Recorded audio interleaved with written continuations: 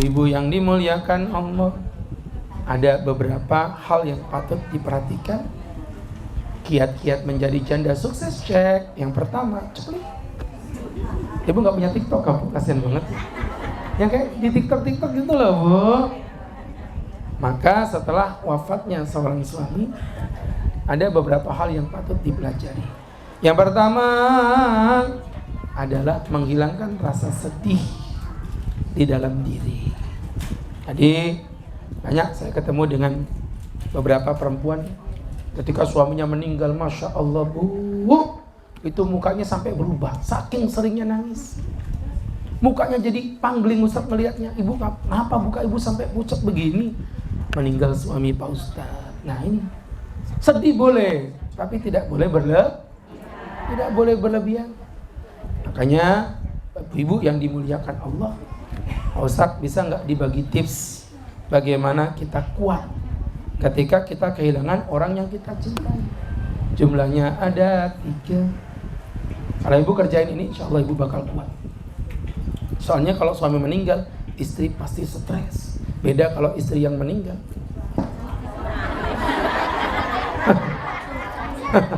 Aku benci pikiranku. Ibu tuh seudon. Suami pasti nangis lah. Sebelah kanan, kirinya mencari, Bu. Aha. Memang laki-laki itu makhluk paling gak punya perasaan, betul? Laki-laki itu maunya menang sendiri, betul? Makanya Ustadz gak sudi kawin sama laki-laki. Maka ibu-ibu yang dirahmati Allah, ada 3 kiat biar ibu tidak sedih. Yang pertama, fokus pada esensinya. Pak Ustadz, maksudnya gimana? Gini, Ustadz mau tanya sama ibu. Bu, orang kalau haus, itu esensinya butuh minum. Orang haus ibu tangisin gak ada gunanya, Bu. Yang ada malah senep perutnya ngeliat ibu nangis. Maka kalau ada orang haus, esensinya kasih minum. Kalau ada orang lapar, esensinya kasih makan. Nah kalau ada orang meninggal, saya mau tanya, emang kalau ibu nangis, mayatnya di kuburan jadi bahagia? Enggak, mayat tidak butuh tangisan, tapi mayat butuh doa. Maka ibu fokus pada doanya, hilangkan tetes air matanya. Kalau memang tangisanmu bisa membahagiakan mayat di kuburan, menangislah sekuat tenaga. Tapi kalau tangisanmu ternyata tak mampu memberi apa-apa, maka solusi yang paling mendasar bagi seorang janda yang ditinggal suaminya meninggal, perbanyaklah untuk berdoa. Kalau mengirim pahala boleh. Misalnya ibu baca surah Yasin, ibu baca Al-Quran, ibu niatkan di dalam hati, ya Allah, aku berniat tolong kirim pahala ini kepada almarhum suamiku yang ada di kuburan. Aku merindukannya.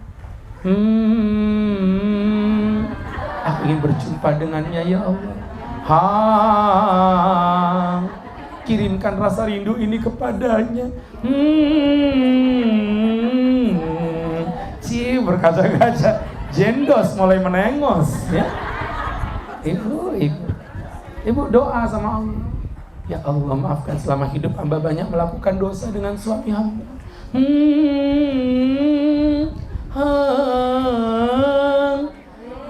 Ini yang janda betulan nangis betulan, Ibu. Udah bubar. Jadi ibu yang berbahagia, esensinya doa. Yang kedua adalah fokus. Ibu, fokuslah pada hakikatnya. Saya mau tanya sama ibu, kenapa orang kalau ditinggal mati sedih? Pasti bayangan setan di kuping ibu ngomong begini, aku gak akan ketemu lagi dengan dia untuk selama-lamanya. Betul gak gitu, Bu? Kata-kata selama-lamanya itu tidak hakikat, Bu. Fokus pada hakikatnya. Maksudnya apa, Pak Ustadz? Maksudnya ibu-ibu yang dimuliakan Allah Subhanahu wa ta'ala, hakikatnya orang mati itu bukan selama-lamanya. Karena kita nanti pasti berjumpa lagi. Minimal kita berada di surga. Nah, makanya Masya Allah, Bu, saya pernah mondok 12 tahun. Jadi waktu almarhum bapak meninggal, Ustadz sedih. Almarhum ibu meninggal, Ustadz sedih. Tapi yang membuat Ustadz bangkit, saya menghibur diri begini, ya udahlah, ini kayak lagi mondok aja. Toh aku pernah pisah sama orang tua 12 tahun, hari ini ketemu, hari ini dipanggil lagi sama Allah, nanti bakal ketemu lagi kalau kita udah sama-sama di surga. Itu kalau begitu, Bu. Jadi yang membuat sedih itu sebenarnya adalah kata-kata selama-lamanya. Itu nggak hakikat, buang. Fokus pada hakikatnya bahwa akhirat selama-lamanya, dunia hanya untuk sementara. Makanya ibu-ibu yang dimuliakan Allah Subhanahu wa Ta'ala, ini yang kedua. Kalau ibu praktekin ini, insya Allah ibu akan bangkit. Ya, itu tadi di poin yang kedua. Yang ketiga, fokus pada hikmahnya. Fokus pada apa, Bu? Ibu percaya nggak, Bu? Kalau semua yang terjadi di muka bumi ini pasti ada hikmahnya. Percaya tidak? Ibu percaya Allah baik sama kita? Ibu percaya nggak kalau kira-kira Allah jahat sama kita? Enggak. Berarti kalau begitu termasuk kematian itu pasti ada hikmahnya. Almarhumah ibu saya itu terkena kencing manis dari saya lahir sampai Agus Hairul Huda setua ini. Berarti sudah 40 tahun lebih beliau itu terkena penyakit kencing manis. Terus saya pengennya beliau hidup. Kan egois banget Ustaz. Agus Hairul Huda enak aja punya mama, dia senang. Tapi apa yang dirasakan mamanya tidak dirasakan oleh Agus Hairul Huda. Maka ambil hikmahnya. Alhamdulillah, berarti Allah memang sayang sama ibu saya. Allah sayang sama suami saya. Allah sayang dengan istri saya.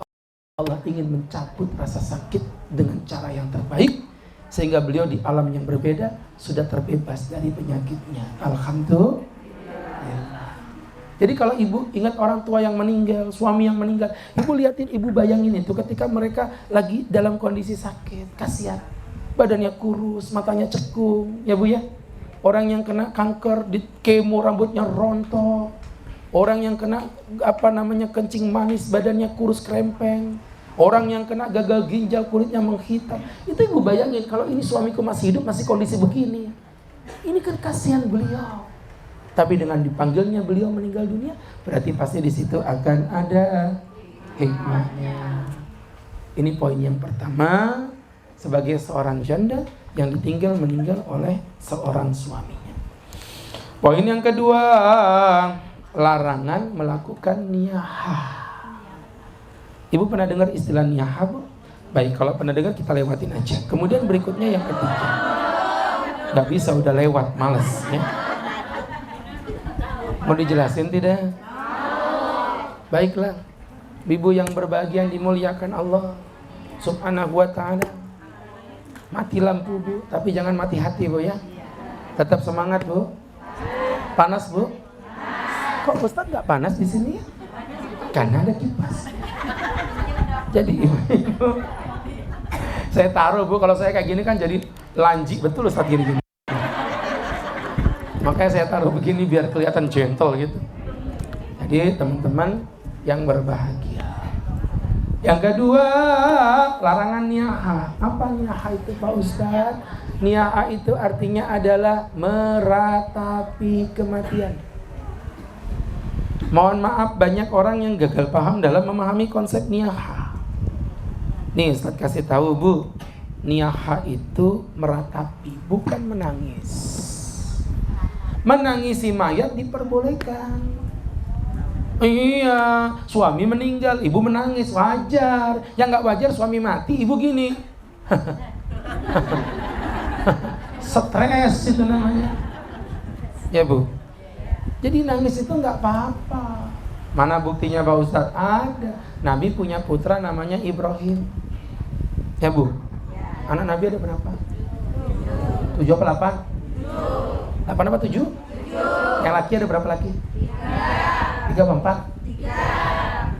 Anak-anak Nabi ada 7 orang.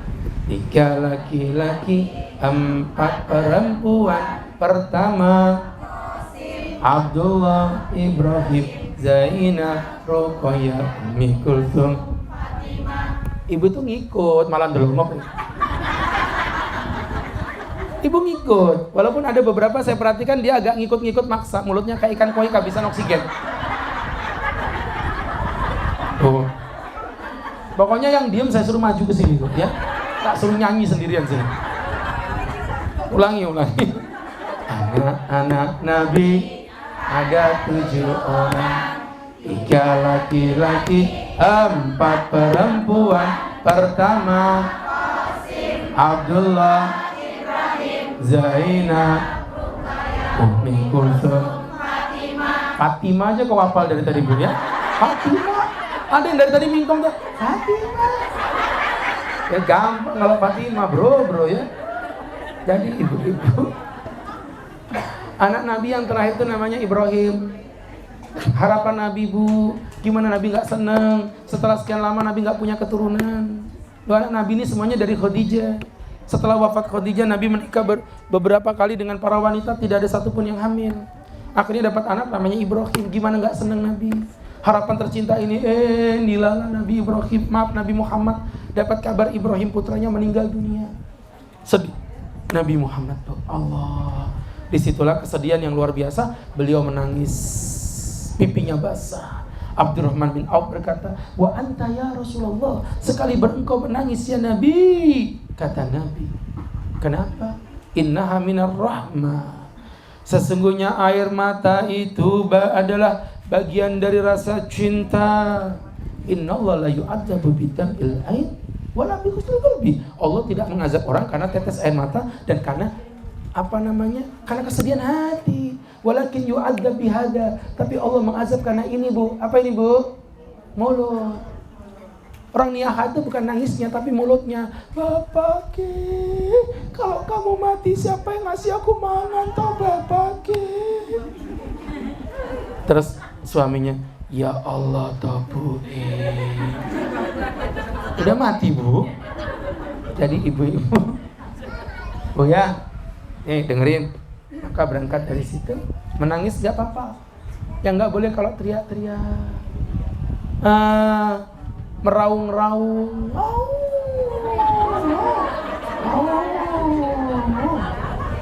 jadi ibu-ibu yang dimuliakan Allah, kayak gini deh kalau ceramah kepanasan ini Bu ya. Jadi pikirannya gak karuan. Maka ibu, dari semua SQ dari awal sampai hari ini belum pernah mati lampu. Serius. Baru ini Bu ya, betul ya.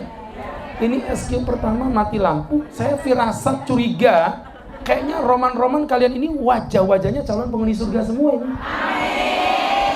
Kok ya bisa tahu mati lampu kesini gitu. Jadi ibu-ibu ya pas mati lampu ya pas banyak orangnya. Hebat ibu ini. Berarti nanti SQ tahun depan tolong hubungi PLN suruh mati lampu ya. Jadi ibu yang berbahagia tuh maksudnya, kalau mati lampu ceramah depan mbak-mbak, gadis-gadis, itu yang tercium jasmine, rose, spaldium, deodoran. Kayak gini nih ya minyak kapas, ya minyak tawon.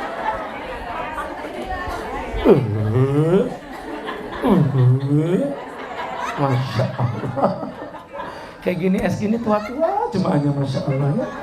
Nggak apa-apa, yang tua kan casingnya, yang penting kan sinyalnya Bu, ya kan. Janda dilawan ya. Jadi tiap pengajian harus ada kata-kata jandanya, panitia catat itu ya. Misalnya contoh pekan depan itu cara berwudu janda gitu ya, cara sholat janda gitu. Soalnya kalau ada jandanya yang datang banyak. Baiklah. Jadi berangkat dari situ, Bu, mohon maaf Bu, kata Nabi, Allah tidak mengazab orang karena hatinya, Allah tidak mengazab orang karena air mata. Loh, memang perasaan itu kan gak ada hukumnya. Ibu, Bu, jatuh cinta sama suami tetangga dosa gak sih? Dosa. Salah. Jatuh cinta dengan suami tetangga tidak dosa. Dosa serius. Jatuh cinta itu rasa, nggak bisa diatur. Yang berdosa ibu mengekspresikan cinta ibu kepada tetangga. Ini ngerti gak sih maksudnya? Mohon maaf Bu, mohon maaf ibu ngelihat artis misalnya Jungkook. Tahu Jungkook? Korea Selatan. WC sebelah situ WC Jungkook. Jongkok itu yang di kepala ini. Songkok itu makanan Bugis yang ada pisangnya. Barongkok itu ayam pagi-pagi. Alhamdulillah. Maka ibu-ibu, Masya Allah, rasa itu nggak ada dosanya. Jatuh cinta dengan orang lain itu halal. Tapi pada saat ibu jatuh cinta, ibu tutup perasaan ibu karena ibu tahu itu haram. Itu keren. Nah yang dosa itu kalau ibu mengekspresikan rasa cinta ibu. Ketemu Ustadz, Bu apa kabar? Sehat Pak Ustadz, baik-baik Pak Ustadz, mantap. Pas ketemu cowok yang dia cinta, apa kabar Bu? Bang keren banget. Cicik lihat nih. Ibu-ibu mohon maaf ekspresimu nggak boleh Bu. Depannya cowok kekijilan. Kalau kekijilan mungkin kasar, bahasa lembutnya itu lanji. Itu namanya gentle. Tahu gentle? Janda gatel. Allah. Jadi ibu-ibu yang berbahagia, ibu saya udah mulai makin emosi, jangan macem-macem karena udah mati ya Bu. Gak nyala lagi Bu. Baik ibu-ibu, aduh baiklah, maka berangkat dari yang Ustadz jelaskan. Nah terus niyakah itu apa Tat? Satu, teriak-teriak ya Bu, Bapak. Ini namanya nggak boleh Bu.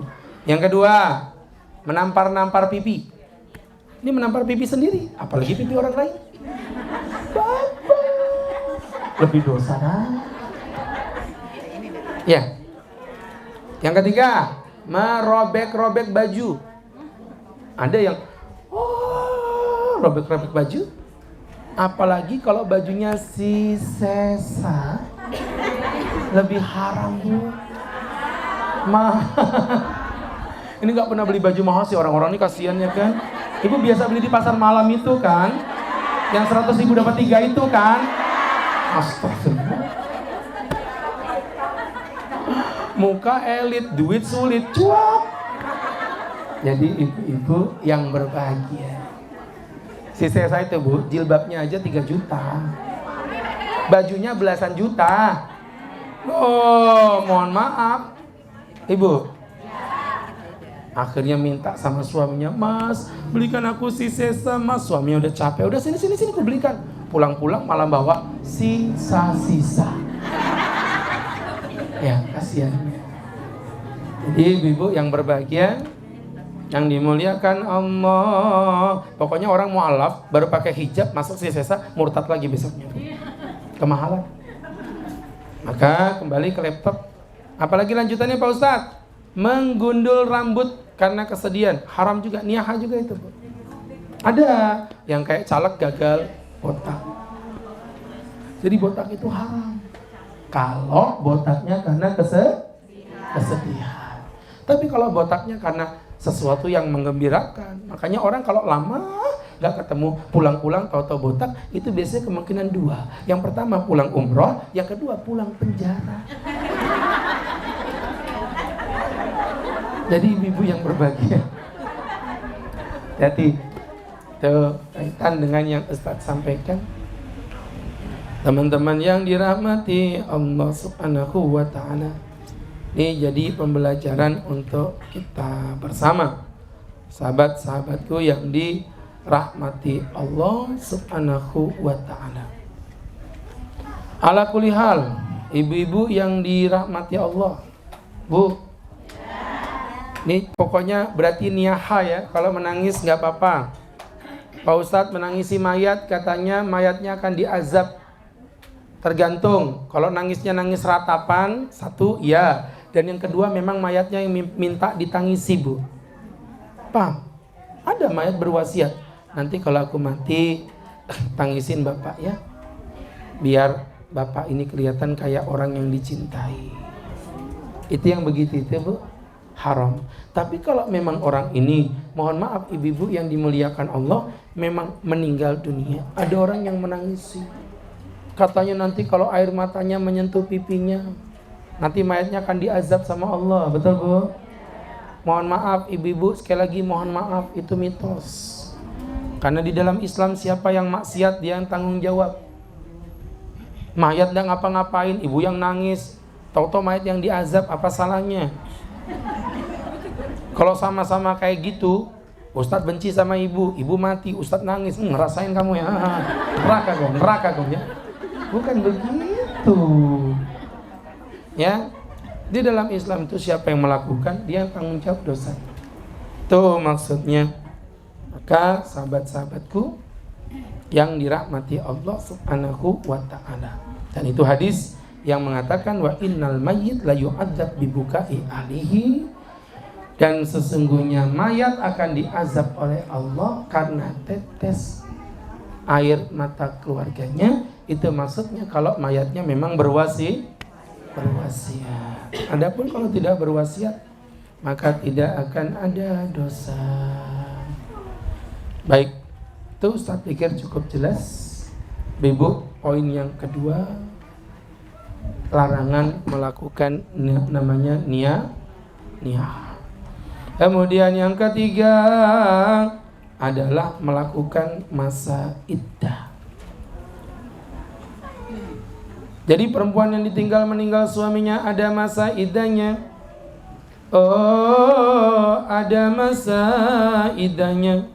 Teman-teman yang berbahagia, yang dimuliakan Allah Subhanahu wa ta'ala, Ustaz ulangin lagi, ada masa iddahnya.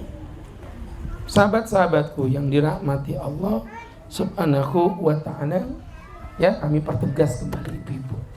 Ya, ini kadang-kadang kalau nggak belajar nggak tahu. Coba Ustaz tanya, emang masa iddahnya berapa? 4 bulan, salah. 3 bulan, salah. 4 bulan 10 hari. Betul. Masa iddah perempuan itu, Bu, nanti ada babnya ya, kapan-kapan kita jelasin ya. Tapi ini Ustaz spill aja. Ya, Ustaz spill buat ibu-ibu yang dirahmati Allah Subhanahu wa ta'ala. Masa iddah itu ada beberapa macam. Yang pertama, perempuan yang tidak pernah digauli, maka masa iddahnya tidak ada. Jadi punya istri, belum digauli, ternyata mohon maaf Bu, ternyata mohon maaf Bu, ternyata mohon maaf mohon maaf Bu, masa iddahnya nggak ada. Aku cerai kamu, langsung terpisah. Aku rujuk nggak bisa. Kenapa nggak bisa rujuk? Karena nggak ada masa iddah.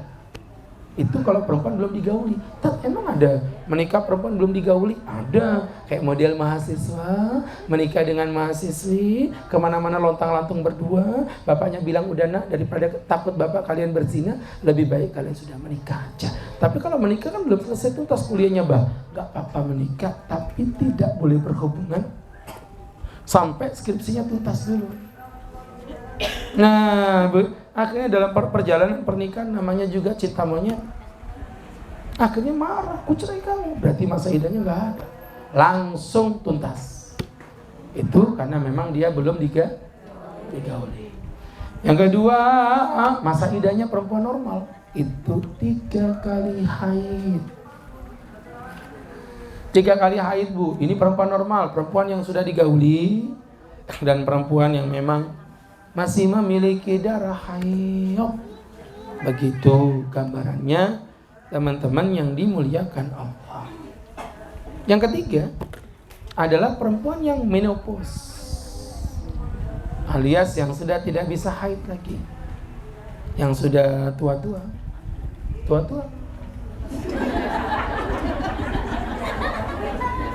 yang sudah menopause, sudah kadaluarsa. Maka masalah itu ada nenek-nenek marah parah. Emang udah tua.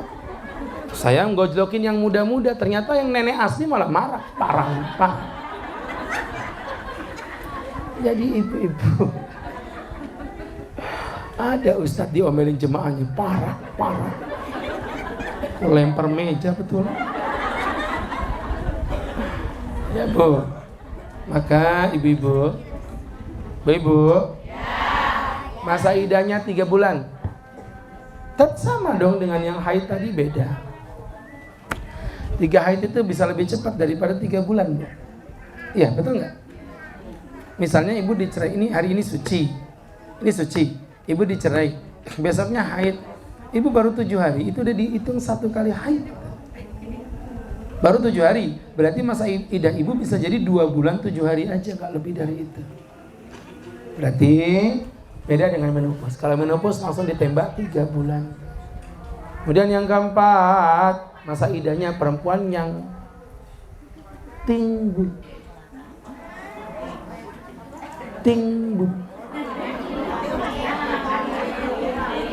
Yang hamil. Maka ibu-ibu, masa idahnya perempuan yang hamil adalah sampai bayinya lahir. Ini bisa lama, bisa cepat loh. Oh iya, bisa jadi lama, bisa jadi cepat. Loh, mohon maaf, contoh yang lama gimana? Ibu, mohon maaf, punya anak, bawa apa namanya bu? Test pack. Ayah, aku hamil. Kata suaminya, Dek, aku kan di lokasi terus. Kok kamu bisa hamil? Kan online mas. Kok online? Berarti Gojek dong yang make. Jadi ibu-ibu yang dimuliakan Allah Subhanahu wa ta'ala. Maka yang model seperti ini ibu-ibu, yang model kayak begini ini, suaminya emosi, aku cerai kamu. Itu masa idahnya 9 bulan 10 hari. Ya kan baru tadi kan, baru tes pack 9 bulan lebih. Atau bisa jadi cepat. Contoh cepat gimana? Hamil tua. Udah hamil tua, jalan kesenggol piring suaminya marah, istrinya nyaut, suaminya tersinggung, aku cerai kamu. Terus ibu kaget, apa? Langsung keluar bayinya. Maka masa idahnya cuma 1 jam, tidak sampai 1 menit. Selesai lahiran, ibu langsung boleh menikah dengan laki-laki lain. Menikah boleh, tapi tidak boleh melakukan karena masih nifas. Tapi melakukan yang tadi, melakukan akad nikahnya boleh. Jadi perempuan nifas melakukan akad boleh. Gak mesti nunggu nifasnya Pak Ustadz, enggak. Ya, yang penting jangan melakukan hubungan selama masa nifas. Tuh maksudnya begitu. Baik. Nah yang kelima ini yang kita bahas Bu Ai. Ini yang kita pelajari tadi Bu Ai, yaitu masa idah orang yang ditinggal mati suaminya selama arba'ata asyuri wa asra, selama 4 bulan 10 hari. Mana dalilnya Pak Ustadz? Dalilnya ada di dalam surat Al-Baqarah 240. Allah berfirman, walladzina yatawaffawna minkum wa yadharuna azwajan wasiyatan li azwajihim mata'an ilal khawli ghayra ikhraj. Dan mereka perempuan-perempuan yang ditinggal mati suaminya, maka masa idahnya adalah menantikan selama 4 bulan 10 hari. Lumayan Bu. Ya, 4 bulan 10 hari bukan perkara yang cepat itu. Karena kalau nggak belajar begini Bu, mohon maaf ya. Mohon maaf Ibu, ini sering dilanggar. Ini sering dilanggar Bu, sehingga banyak perempuan-perempuan belum tuntas iddah keburu melakukan pernikahan. Saya pernah duduk di rumah, didatengin perempuan seumuran ibu-ibu begini, datang ke tempat saya, Pak Ustadz, saya mau menikah. Saya tembak, Bu, mohon maaf ya, menikah atau menikahkan? Menikah Pak Ustadz. Umai janda kapian?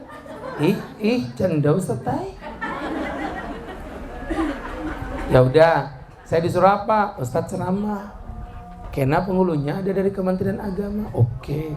Saat datang situ, habis akad nikah, kita makan. Waktu itu makan rawon. Ketepatan kesukaan Ustadz kan rawon. Ustadz tuh suka rawon. Rawon itu Ustadz suka. Jadi Ustaz suka rawon. Ustaz suka gitu maksudnya. Ketika Ustaz suka makan rawon, anaknya rawon Ustaz makan tuh. Karena Ustaz apa tuh? Suka. Jadi Ustaz suka makan? Allahu Akbar. Ketika Ustaz lagi makan rawonnya sambil ngobrol, bercanda lah. Bu, aku tuh kok kayak apa ya, nggak familiar. Sorry, saya ulangi. Aku tuh kok kayak familiar ngelihat rumahmu ini, Bu ya. Ustaz nih emang suka bercanda loh. Ya iyalah, kan Ustaz yang nikah atau menyolati suami saya. Entar. Saya itu biasanya orangnya gampang lupa kalau lama. Ini kok otakku masih kayak terang betul. Ustaz, kan Ustaz yang nyolati. Ibu udah selesai masa idah? Udah Pak Ustaz. Ustaznya gimana sih? Berapa lama idahmu? 40 hari. Woi, 4 bulan 10 hari. Disingkatnya 40 hari. Kutapak memang mulutmu berterus. Ini yang namanya gentle. Gentle.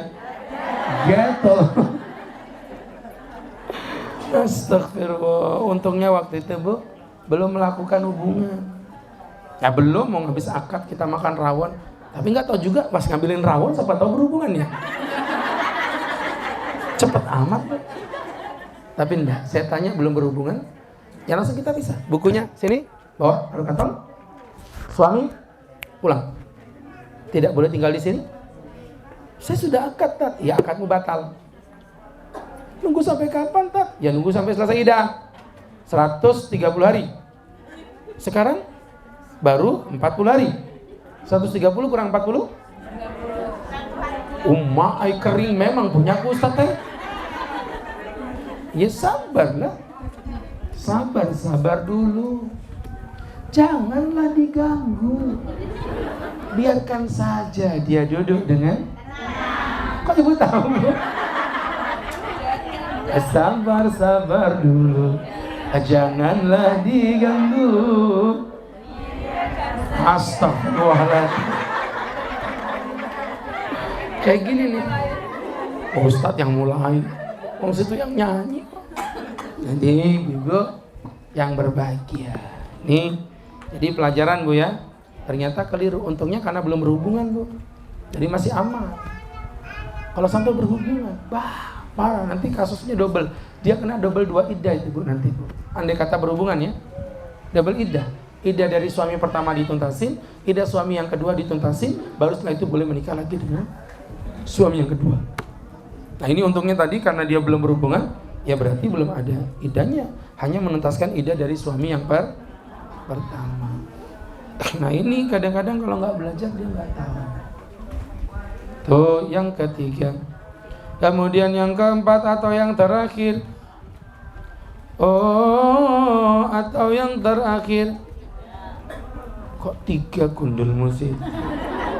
Pertama bersabar. Kedua larangan niyaha. Yang ketiga iddah. Sekarang yang keberapa Bu? Puas memang hatiku. Jadi ibu-ibu yang dirahmati Allah, maka masa iddahnya adalah 4 bulan 10 hari. Itu tadi yang ketiga. Sekarang yang keempat, kewajiban melakukan ihdad.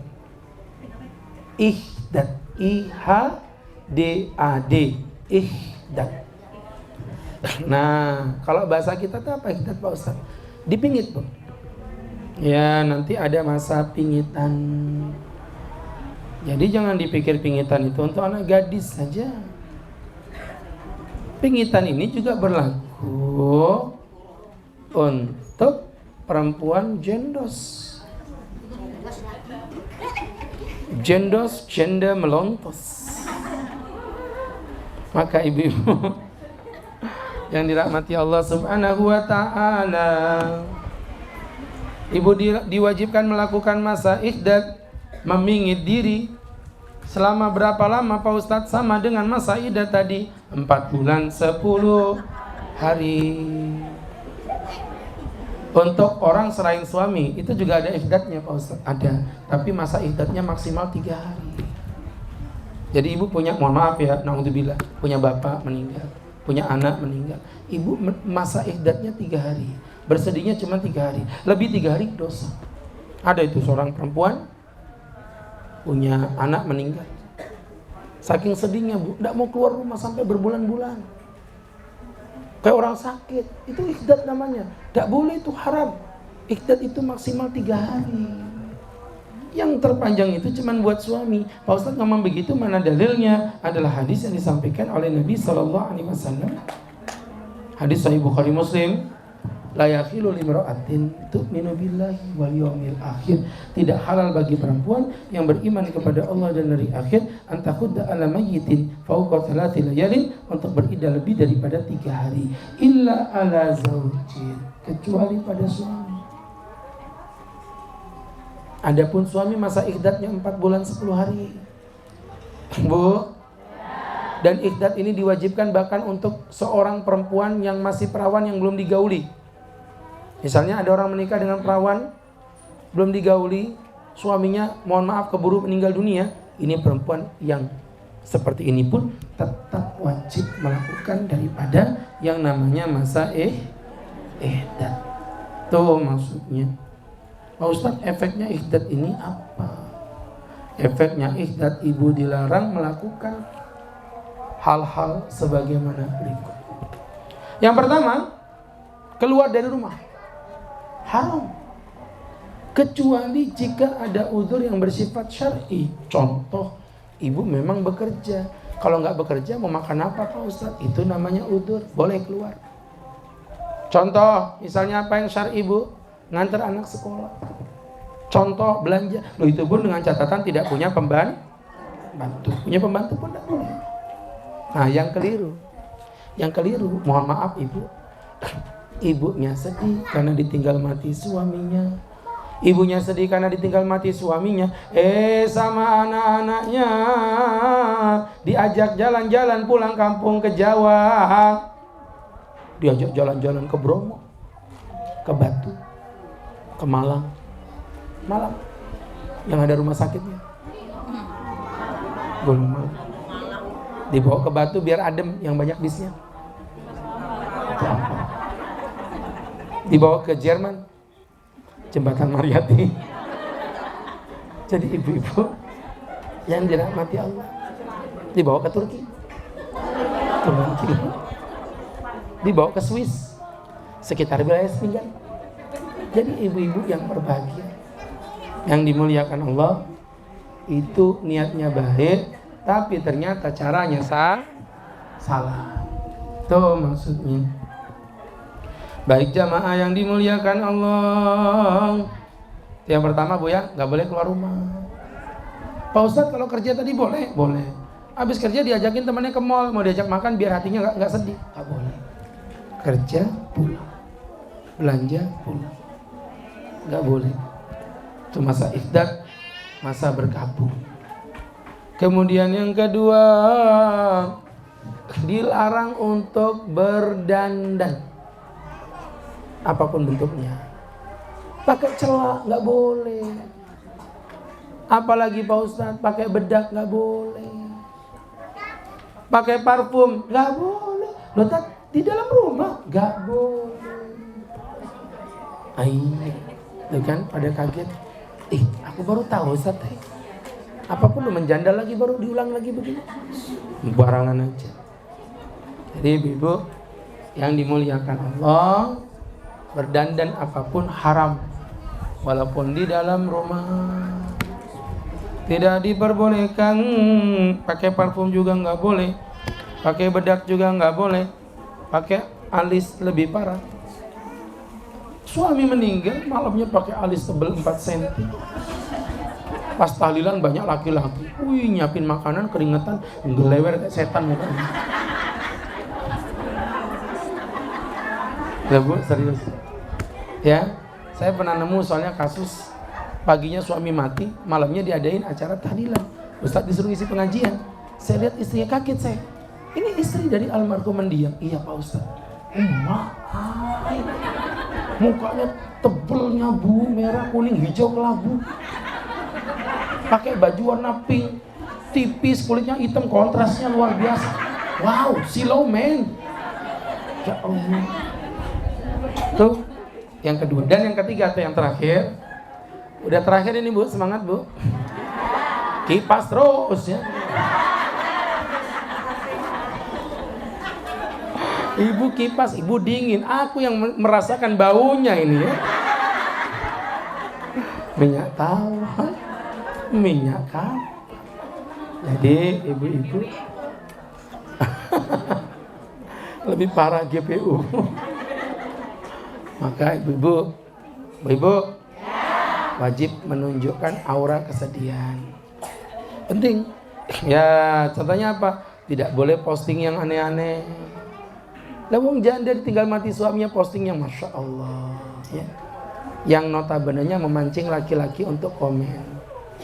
Ya, saatnya belajar hidup sendiri tanpamu. Hashtag 2024 ganti suami. Itu namanya janda kekicilan. Wajib menunjukkan aura kesedihan. Mukanya yang sedih, ngomongnya yang sedih. Gitu Bu. Ya, orang janda kok ketawa ngakak-ngakak. Wah, kakak. Itu patut dicurigai. Ya, seperti itu. Jadi nanti kalau suami mati seperti itu. Kemudian yang keempat atau yang paling terakhir, udah paling terakhir ini. Ini kalau udah terakhir dia bahagia. Akhirnya sampai juga. Padahal yang terakhir ini mau saya bagi jadi 15 bagian. Dilarang menerima lamaran dan melakukan pernikahan. Jadi ibu-ibu jangankan menikah yang kayak contoh tadi Bu ya. Bahkan sampai menerima pinangan haram. Dek, aku mau mencintaimu, aku mau menikah denganmu. Haram, nggak boleh. Dosa. Tapi boleh kalau pakai bahasa sindiran. Dek, alangkah beruntungnya wanita yang kelak menjadi suamimu. Itu sindiran boleh. Iya Mas, Dek, apalagi Mas, kudoakan suamimu nanti laki-laki yang solih. Iya Mas, amin. Dek, apalagi Mas, kenalkan Muhammad Solih.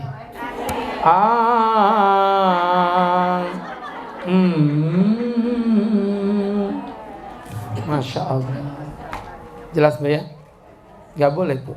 Pak Ustadz, aku dilamar, tapi aku nolak. Apa aku dosa? Enggak, yang dosa si laki. Tapi kalau dia ngelamar dan ibu mau, ya dua-duanya dosa. Ya, tidak diperbolehkan. Kalau sindiran boleh, tapi tidak boleh dengan kata-kata yang jelas, yang terang. Kalau aku dicerai suami tidak boleh nerima lamaran kan wajar ya, takut jadi fitnah. Kan ini suami udah meninggal, kenapa tidak boleh dilamar Pak Ustadz? Ibu, suami meninggal tapi keluarga suami kan masih ada. Kalau ibu dekat dengan cowok dalam kondisi begitu, pastilah keluarga laki-laki emosi. Dasar perempuan aneh. Nah, ya kan? Jadilah fitnah. Ya, naudzubillahi min dzalik. Begitu. Kalau ibu yang mati beda, langsung tanpa ada iddah. Kapan Bu? Besok, kelamaan. Hari ini jam 8 ibu meninggal, jam 9 suami langsung akad di atas kuburan ibu. Tangan ibu keluar begini. Loh, secara hukum fikih memang boleh, karena laki-laki tidak ada iddahnya. Tapi itu secara adab suami yang kurang ajar. Masa jam 8 mati, jam 9 akad kan kurang ajar. Mestinya ya setengah 10 misalnya ya. Jadi ada bedanya. Begitu.